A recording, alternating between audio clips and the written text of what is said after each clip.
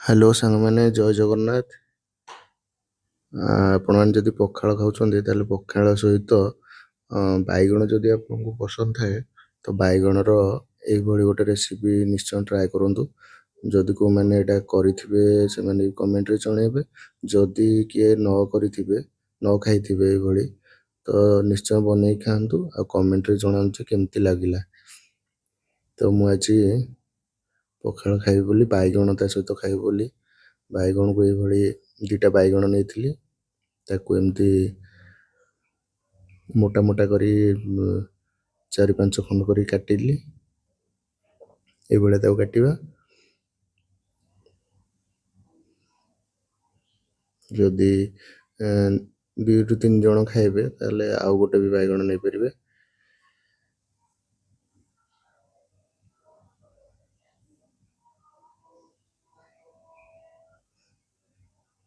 ଯଦି ଭିଡ଼ିଓଟି ଭଲ ଲାଗିବ ଲାଇକ୍ କମେଣ୍ଟ ନିଶ୍ଚୟ କରିଦେବେ। ଆଉ ଯଦି ଚ୍ୟାନେଲରେ ନୂଆ ଆସିଥିବେ ଦେଖୁଥିବେ ତ ସବସ୍କ୍ରାଇବ୍ ବି କରିଦେବେ। ନେକ୍ସଟ ଭିଡ଼ିଓ ଯଦି ପକେଇଲି ତାହେଲେ ନୋଟିଫିକେସନ୍ ଆପଣଙ୍କ ପାଖକୁ ନିଶ୍ଚୟ ଯିବ। ମୁଁ ଏବେ ବାଇଗଣ ସବୁ କାଟି ଦେଇଛି, ତାକୁ ଧୋଇକି ଭଲସେ ଧୋଇଛି। ଏବେ ତା ଦେହରେ ସ୍ୱାଦ ଅନୁସାରେ ଲୁଣ ଆଡ଼୍ କରିବା।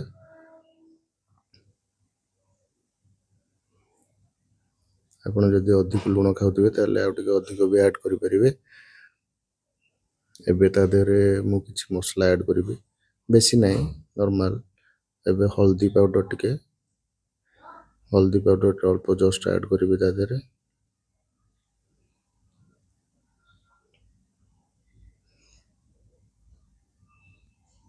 ଏବେ ତା ଦେହରେ କିଛି ଲଙ୍କା ଗୁଣ୍ଡ ଆଡ଼୍ କରିବି, ଅଳ୍ପ ଅଳ୍ପ, ବେଶୀ ଦରକାର ନାହିଁ। ଏବେ କିଛି ଜଷ୍ଟ ତାକୁ ଟିକେ ଅଲଗା କିଛି ଫ୍ଲେଭର ଆସିବା ପାଇଁ ଚିକେନ୍ ମସଲା ହାଲକା ଟିକେ ଆଡ଼୍ କରୁଛି ତା ଦେହରେ, ଆଉ କିଛି ବି ନୁହେଁ। ତାକୁ ବର୍ତ୍ତମାନ ଭଲସେ ପୁରା ମ୍ୟାରିନେଟ୍ କରିଦେବା, ଯେମିତି ସବୁଆଡ଼େ ଲାଗିଯିବ ବାଇଗଣର।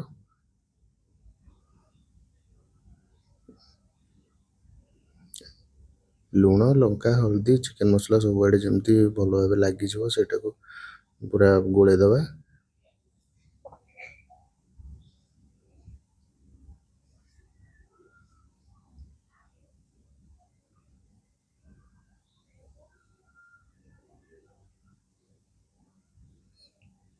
ଦେଖୁଛନ୍ତି ଯେଉଁମାନେ ଭିଡ଼ିଓଟିକୁ ନିଶ୍ଚିନ୍ତ ଲାଇକ୍, ସେୟାର, କମେଣ୍ଟ ନିଶ୍ଚିନ୍ତ କରିବେ। ଯଦି ଭଲ ଲାଗୁଥିବ କମେଣ୍ଟ ନିଶ୍ଚିନ୍ତ କରିବେ। ଯଦି ବି ଭଲ ଲାଗୁନଥିବ ଫିର୍ ବି ଜଣେଇବେ ଆପଣ କି ଠିକ୍ ଅଛି କି ଭୁଲ ଅଛି।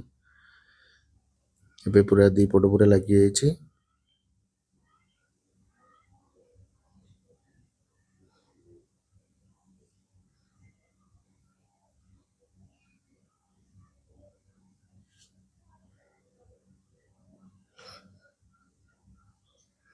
ହେଇଗଲା, ମୁଁ ପୁରା ତାକୁ ଭଲସେ ଗୋଳେଇ ଦେଇଛି।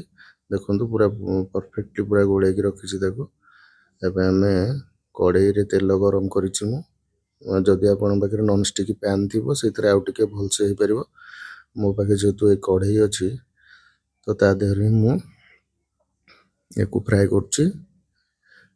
ନନଷ୍ଟିକ୍ର ପ୍ୟାନ୍ ଯଦି ରହିବ ଆଉ ଟିକେ ବେଟର୍ ହେଇପାରିବ।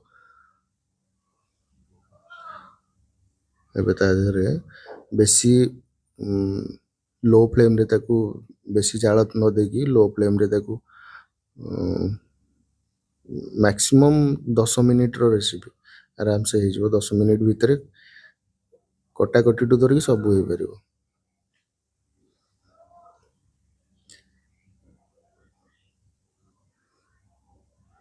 ତ ଭିଡ଼ିଓଟି କେମିତି ଲାଗୁଛି ନିଶ୍ଚୟ ଜଣାଇବେ। ଏବେ ଗୋଟେ ପଟ ସାଇଡ୍ ଫ୍ରାଏ ହେଇଯାଇଛି ଅଲରେଡ଼ି।